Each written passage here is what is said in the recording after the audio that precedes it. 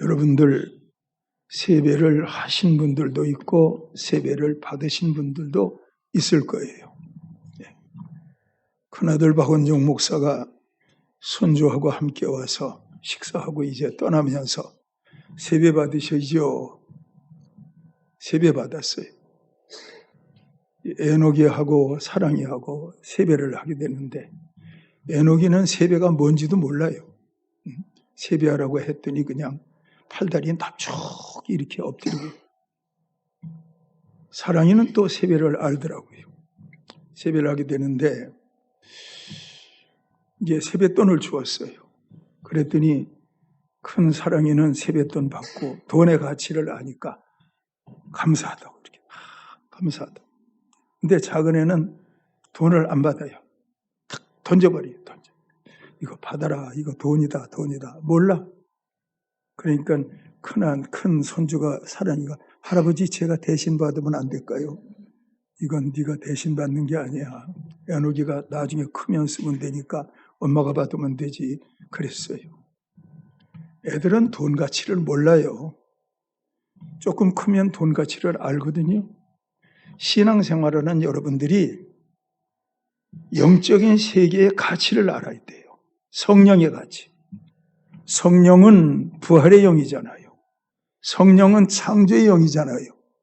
성령의 세계의 눈이 열리면 우리는 창조의 능력, 부활의 능력, 이 능력으로 살아가는데, 이 세계가 열리지 아니하면 평생을 자기 수고의 열매만 먹고 살아가는 거예요. 기적은 있거든요. 성경은 여러분과 저를 향해서 눈이 열리라고 말씀하시는 거예요. 귀가 열리라고 말씀하시는 거예요. 성령 안에서 귀가 열리고 눈이 열리면 십자가가 무엇인지 알게 돼요. 부활이 무엇인지 알게 돼요. 그럴 때는 목숨 걸고 예수 믿는 사람이 되는 거예요. 그러나 성령 안에서 십자가의 눈이 열리지 않고 부활의 눈이 열리지 않으면 그 사람은 평생 예수를 믿어도 십자가 부활과는 상관없이 그냥 자기 이성으로 믿다가 신앙생활을 끝마칠 수밖에 없는 거예요. 그래서 예수님이 눈 열리지 않은 사람들을 보시면서 내가 눈뜨게 하기 위해서 세상에 왔다. 예수님 그랬어요. 근데 바리새인들은 자꾸만 예수님을 향해서 시비를 걸고 논쟁하려고 하니까 너희가 소경이 아니라고 하니 소경 그대로 있다. 너희가 소경이 아니라고 하니 소경 그대로 있다. 차라리 내 앞에서 소경이라고 한다면 내가 그의 눈을 띄워주었을 것이다. 예수님 그렇게 말씀했어요. 눈 열리기를 축원해요. 성령으로 살기를 축원해요. 성령으로 사셔야 돼요. 오늘 제목이 동행인데 본문은 보니까 에녹이라는 사람이 하나님과 동행했다고 했어요. 300년 동안 하나님과 동행했는데 하나님이 그를 데려가심으로 그가 세상에 있지 아니했다 말씀하고 있어요. 에녹이 휴거한 거예요. 성경에 보니까 휴거한 사람이 두 경우가 나오는데 하나는 에녹이 휴거했어요. 두 번째 휴거가 누구냐? 엘리야가 휴거했어요. 세 번째 휴거는 누구냐? 그것은 여러분과 제가 휴거하게 될 거예요. 아실 것은 성령 충만해야 부활의 능력이 우리를 변화시켜서 휴거케 해서 영원한 생명에 들어가게 하실 거예요. 그러므로 여러분 성령 충만한다고 하는 것은 무엇보다 중요한 거예요. 제가 여러분들에게 성령 충만은요, 그러면 여러분들은 돈보다 귀하고요. 그렇게 한번 해봐. 성령 충만은요, 이 작게 말하는 사람은 뭔지 몰라서 그래요. 성령 충만은요, 돈보다 귀하다니. 성령 충만은 건강보다 귀하다니. 성령 충만은 내 어떤 것보다 귀하다니까. 성령 충만은 너무 중요한 거거든요.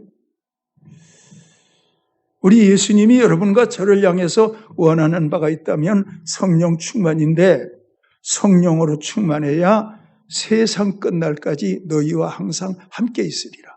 성령으로 함께 있으리라. 세상 끝날까지.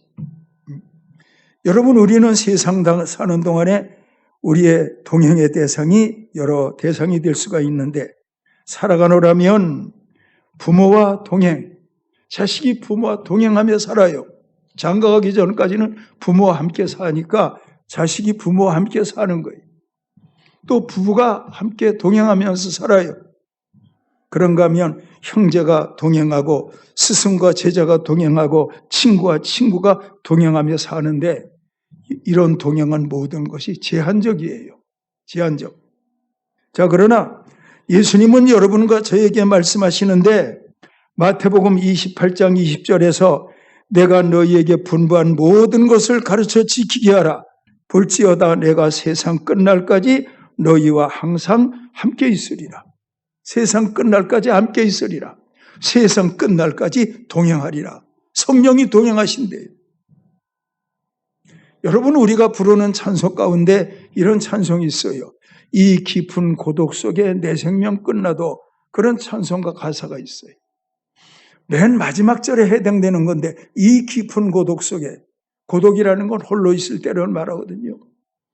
여러분, 사람이 홀로 있을 때가 언제예요? 그것은요, 임종할 때가 홀로 있을 때예요. 군대 간 아들이 부모가 그리워요.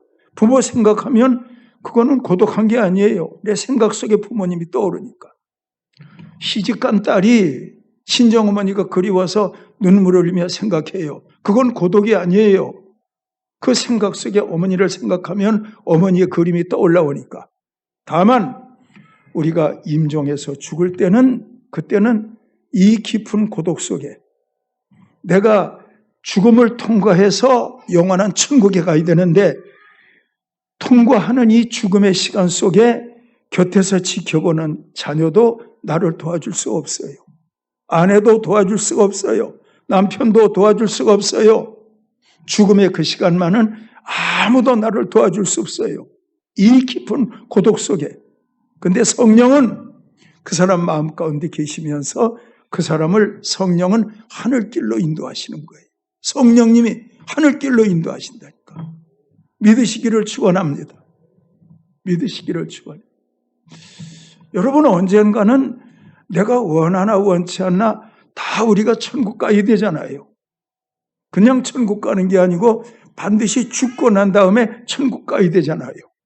그런데 성경은 말하기를 세상 끝날까지 함께 있으리라. 끝날이 뭐예요? 임종의 날, 죽음의 날, 끝날까지 함께 있으리라. 끝날까지 함께 있는 정도가 아니고 성령이 함께 하시면 죽어도 살겠고, 성령 안에서 살아서 믿는 자는 영원히 죽지 아니하리라. 성령 안에서 그렇게 말씀하시고 있는 거예요. 그러니까 여러분, 부자 되기 전에 성령 충만하십시오. 병들기 전에 성령 충만하십시오. 혹시 그 사람이 병들었다 할지라도 병 낫는 것보다 성령 충만한 것은 먼저 중요한 것이에요. 성령 충만하기를 축원합니다.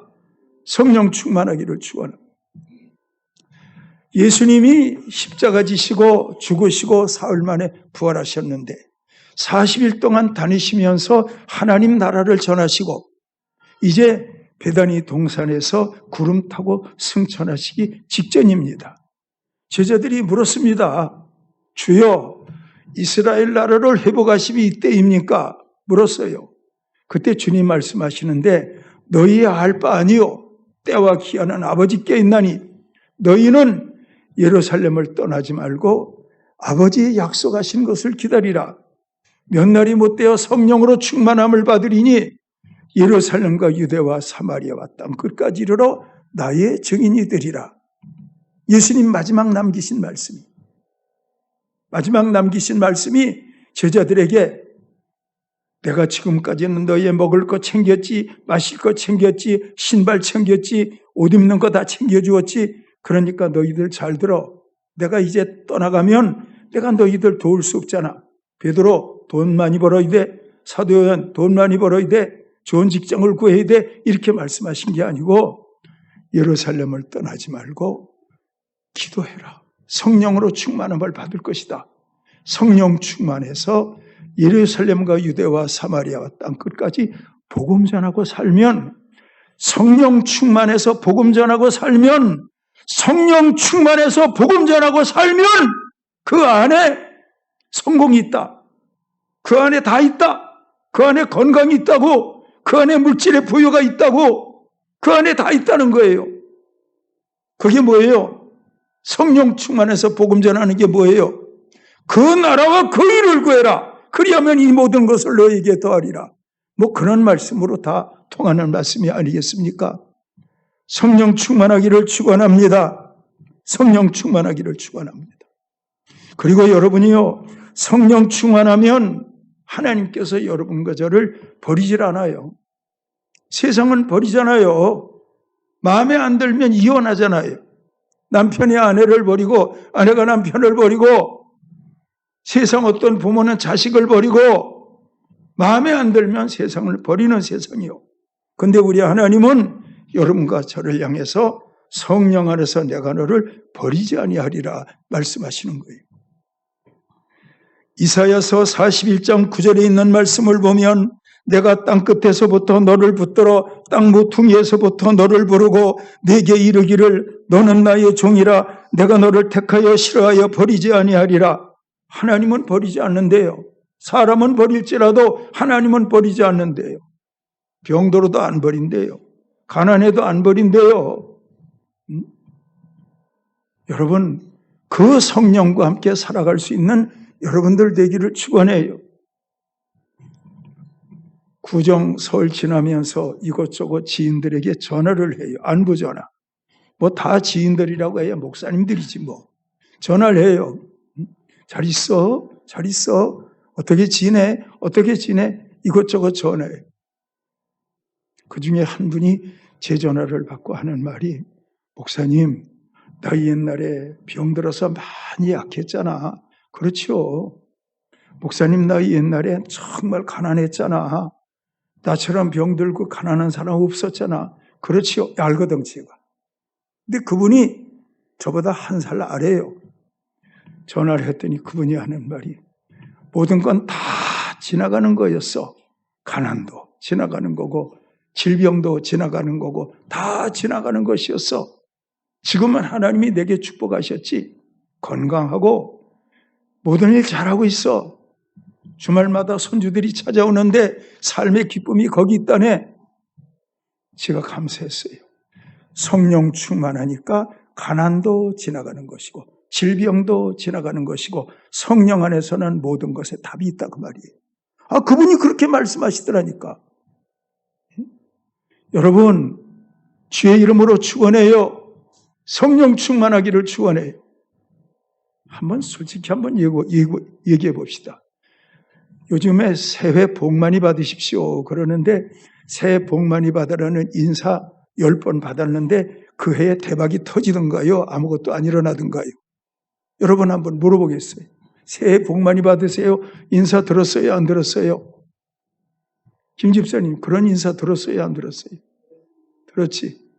복 터질 걸 믿어요? 안 믿어요? 살아봐야 알아요? 사람들은 그래요.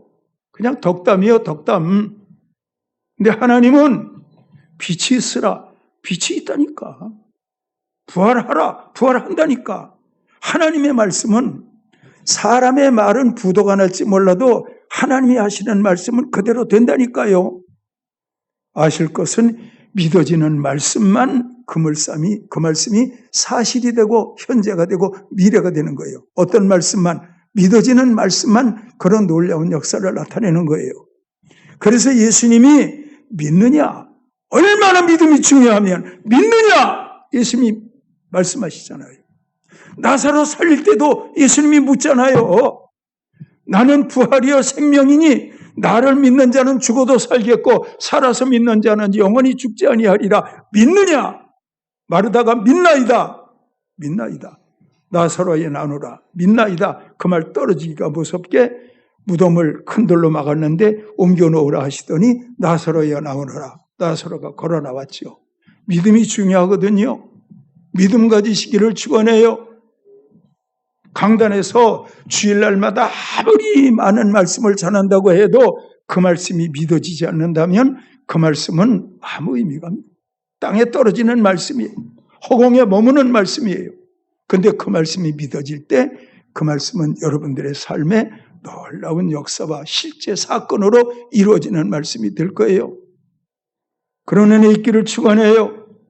그런 은혜 있기를 축원해요. 에녹은요 300년 동안 하나님과 동행했어요. 하나님이 그를 데려가심으로 세상이 있지 아니했어요. 하나님이 그를 데려가셨다. 이 낱말을 자세히 연구해 봤더니 하나님이 그를 꽉 움켜줬다. 이렇게 나오더래요. 하나님이 그를 데려가심으로 이 말을 찾아보니까 꽉 움켜쥐고 함께 갔다 그래요. 움켜쥐고. 하나님이 움켜주시니까 뺄 수가 없겠지. 그러니까 하늘나라까지 에녹이 올라갔겠지요. 여러분들에게 그런 은혜가 있기를 바라요. 에녹이 300년 동안 동행했대요.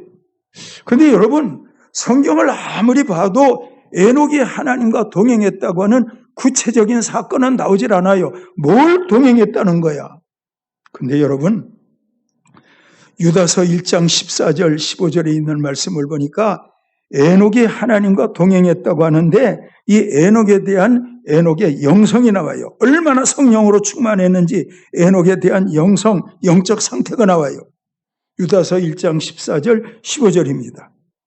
아담의 7대 손 에녹이 이 사람들에 대하여도 예언하여 이르되 보라 주께서 그 수만의 거룩한 자와 함께 임하셨나니 이는 무사람을 심판하사 모든 경건치 않은 자와 경건하지 아니하게 행한 모든 경건치 않은 일과 또 경건하지 않은 죄인들이 줄을 거슬러 모든 완악한 말로 말미암아 그를 정죄하리 하심이라. 예수님이 수만의 거룩한 자와 함께 이 땅에 임하셨대요. 이 땅에. 아직 예수님 안 오셨지요? 에녹은 언제 사람이에요? 에녹은 창세기 시대 사람이에요. 창세기. 근데 에녹이 기도하면서 뭘 봤느냐? 먼 훗날 예수님께서 이 땅에 재림하시는 광경을 에녹이 봤다니까. 봤어요. 여러분들은 1시간 후에 될 일을 모르잖아요. 내일 일을 모르잖아요. 근데 에녹이 성령으로 충만하니까 먼 훗날 하나님의 아들 예수가 많은 천사들과 함께 이 땅에 재림할 걸 에녹이 그걸 내다봤다니까. 이게 에녹의 영성이에요. 내다봤어요. 성령 충만하니까 에녹이 예수님의 재림을 봤다니까요. 우리 한번 따라해 볼래요? 성령은 영적 세계의 망원경이다. 성령은 영적 세계의 망원경이에요. 우주 과학자들이 엄청난 그 하늘을 연구하는 별을 보는 그 망원경을 가지고 볼 때 우리가 보지 못하는 은하계를 다 보잖아요. 수많은 우주의 별들을 보잖아요. 세상의 망원경 가지고도. 근데 에녹이 성령이라고 하는 망원경을 끼고 보니까 많은 세월이 흐른 다음에 예수님이 천군 천사들과 함께 재림할 것을 봤다니까. 그게 에녹의 영성이에요.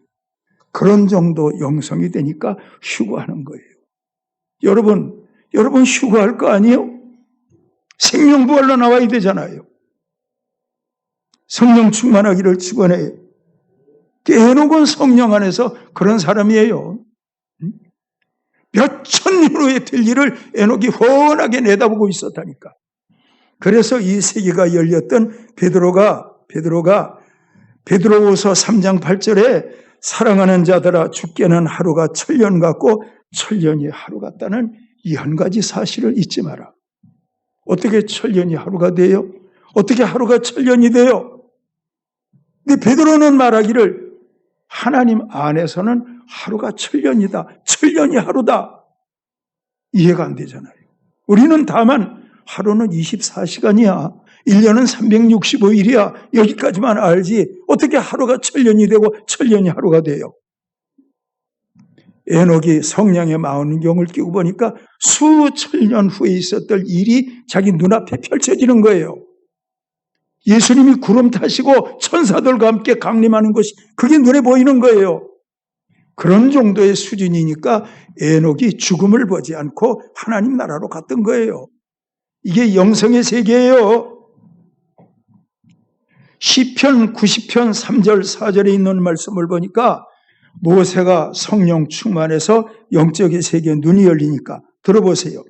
주께서 사람을 티끌로 돌아가게 하시고 말씀하시기를 너 인생들은 돌아가라 하셨사오니 주의 목전에는 천년이 지나간 어제 같으며 밤의 한순간 갱점 같을 뿐이 천년이 여러분이요 주의 목전에는 천년이 지나간 어제 같으며 그러니까 어제 하루나 천년이나 같대요.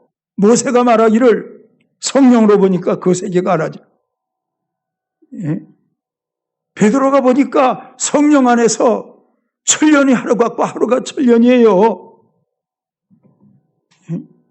여러분 성경은요 우리가 이성으로 이해하지 못할 이야기들이 많이 나와요. 그런데 성령 충만하면 이 모든 것들이 믿어질 수 있거든요. 성령 충만하기를 축원해요. 성령의 동행을 누리며 살기를 축원해요.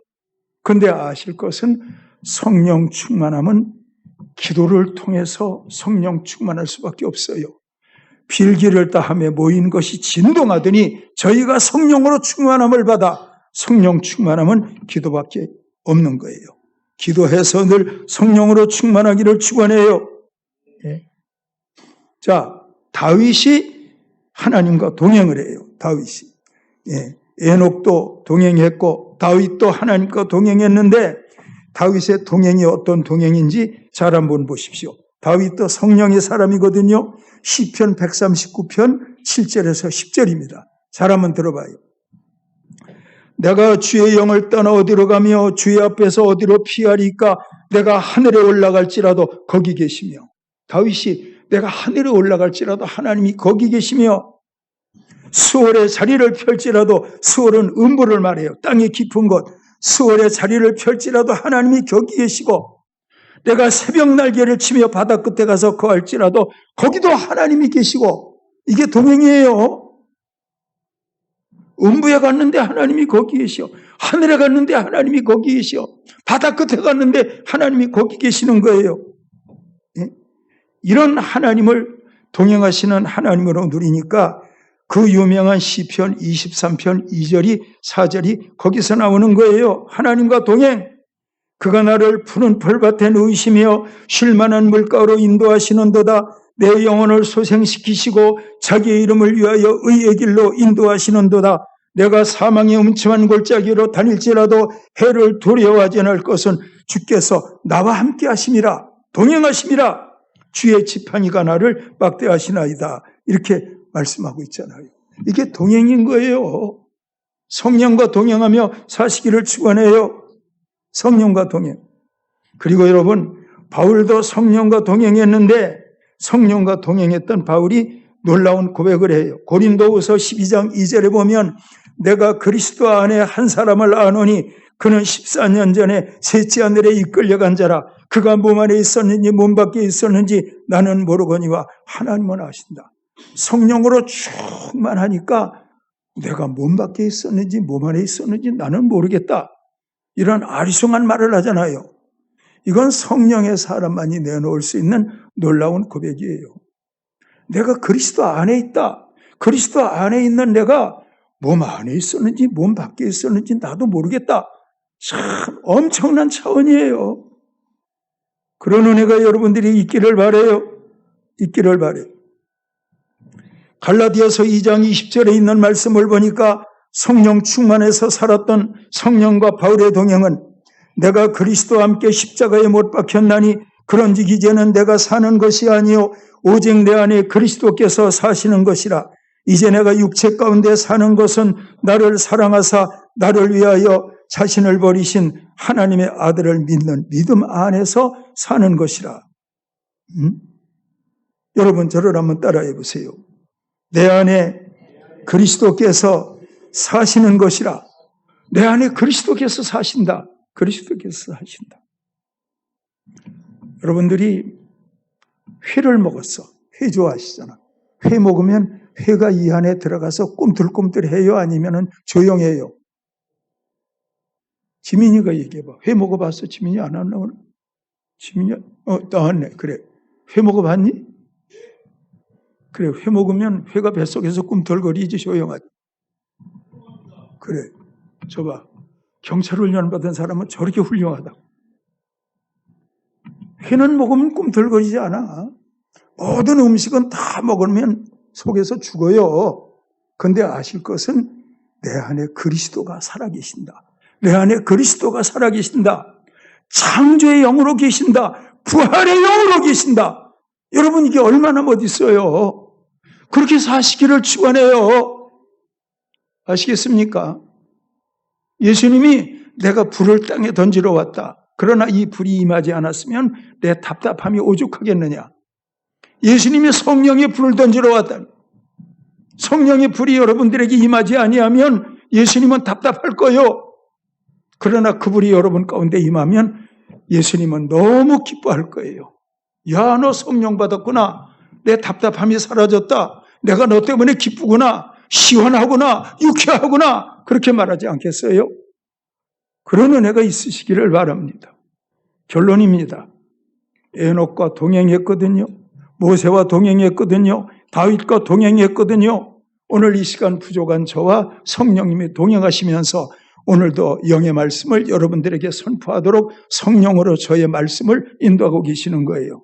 천국 갈 때까지 성령과 동행하시기를 바랍니다.